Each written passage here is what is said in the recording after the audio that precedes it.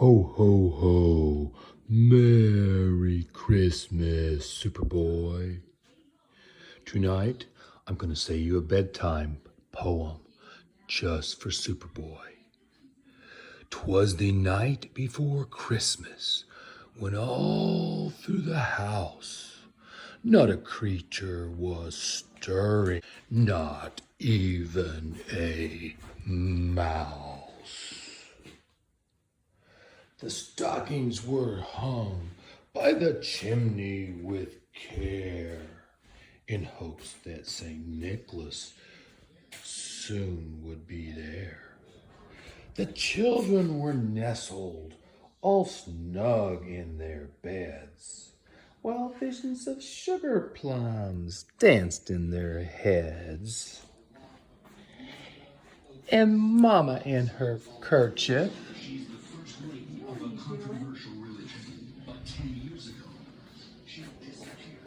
and I in my cap had just settled down our brains for a long winter's nap, when out on the lawn there arose a clatter. I sprang from the bed to see what was the matter. Away to the window I flew like a flash, tore open the shutters and threw up the sash. The moon on the breast of the new fallen snow gave the luster of midday to objects below. When what to my wondering eyes should appear but a miniature sleigh and two tiny reindeer, with a little old driver so lively and quick, I knew in a moment it must be Saint Nick. More rapid than eagles his coursers they came, and he whistled and shouted and called them by name.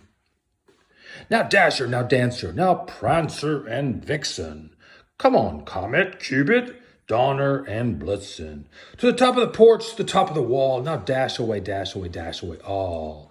As dry leaves that before the wild hurricane fly, when they met with an obstacle mount to the sky. So up to the housetop courses they flew, with sleigh full of toys, and St. Nicholas too.